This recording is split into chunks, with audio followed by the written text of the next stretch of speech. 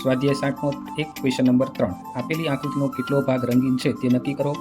રંગીન ભાગના ટકા શોધો. હવે પેલી આકૃતિ તમે જો તમે કેટલા છે 90નો એક ભાગ છે તો વર્તુળમાં 90ના કેટલા ભાગ થાય 4 તો એક ભાગ રંગીન તો શું થશે 1/4. હવે એને આપણે ટકામાં ફેરવશું તો 1/4 ગુણ્યા કેટલા થશે 100. હવે 100 ને આપણે 25 ગુણ્યા 4 લખી શકીએ તો આ 4 વયા ગયા આ 4 વયા ગયા તો વધ્યો શું 1 ગુણ્યા 25 તો પેલા કેટલા ટકા ભાગ રંગીન છે 25% ભાગ રંગીન છે. હવે આકૃતિ નંબર 2 જો તો પેલા કેટલો ભાગ રંગીન છે ગણવા માટે ટોટલ ભાગ ગણ લેવાનો તો પેલો બીજો ત્રીજો ચોથો અને પાંચમો ટોટલ ભાગ કેટલા છે 5. રંગીન ભાગ કેટલા છે 1 2 અને 3 તો 3/5 ભાગ રંગીન છે. હવે ટકામાં ફેરવા આપણે ગુણ્યા 100 કરશું તો 3/5 ગુણ્યા કેટલા થશે 100. હવે 20 પંચા કેટલા થશે 100 થશે તો આ 5 5 નીકળી ગયા. હવે 20 અને 3 વધ્યા તો 20 તેરી કેટલા થશે 60 તો 60% ભાગ કેવો થયો રંગીન. ત્યાર પછી ત્રીજી આકૃતિમાં શું આપ્યું છે ટોટલ પહેલા આપણે ભાગ ગણ લઈશું 1 2 3 4 5 6 7 અને 8 ટોટલ ભાગ 8 છે. રંગીન ભાગ 1 2 3 તો 3/8 એ ભાગ રંગીન થયો.